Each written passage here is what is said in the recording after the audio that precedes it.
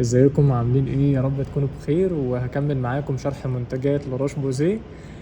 طبعا انتوا شايفين في اشكال صن بلوك جديده نزلت. احنا عارفين اللي هو الانفيزبل فلويد ده اللي هو كان لجميع انواع البشره بالقوام الخفيف بتاعه. خلونا بقى نشوف النهارده الاويل كنترول فلويد والانتي دارك سبوت فلويد. ايه الفرق بينهم هما التلاتة واهم ميزه لكل واحد فيهم؟ المعروف بتاعنا اللي هو الانفيزبل فلويد كان لجميع انواع البشره من ضمنها الحساسه كمان بدون عطور.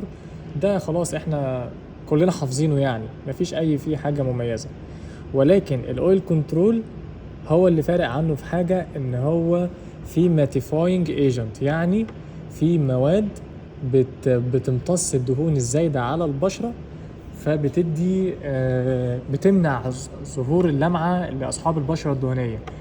الماده دي اللي هي السيليكا، وبيستعملوا الناس اللي بشرتهم دهنية بس عندهم افرازات دهنية بزيادة لدرجة بتخليهم هما ماشيين مع الشمس يبقى في لمعة كده باينة قوي في وشهم. فاللي هيستعملوه اصحاب البشرة الدهنية بزيادة، مش العادية ولا المختلطة. تمام. ده اهم اللي يميز الاويل كنترول فلويد، بالاضافة ان هو ملمسه اخف كمان من الفلويد انفيزبل العادي. طيب، والانتي دارك سبوت فلويد اللي هو ده اهم حاجه مميزه فيه، لو تشوفوا هنا اللي هي الميلاسيل. الميلاسيل دي اللي موجوده في سيرم النياسيناميد والكريم بتاعهم برضو.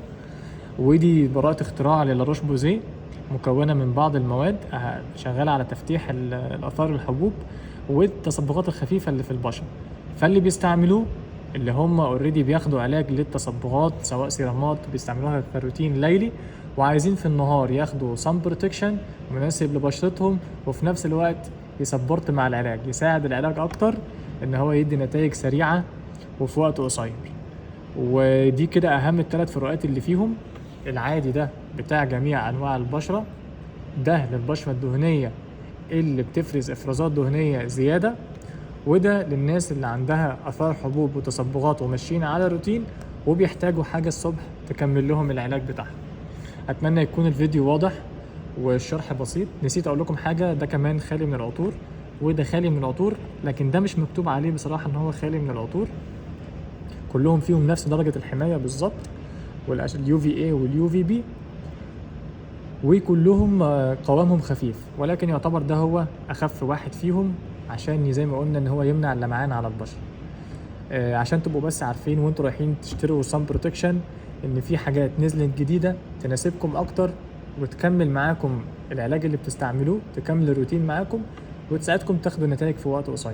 اتمنى يكون الفيديو سهل وبسيط والمعلومات واضحه فيه، وان شاء الله يعجبكم. ما تنسوش طبعا اللايك، ولو في اي استفسارات تكتبوها تحت في التعليقات وهرد عليها.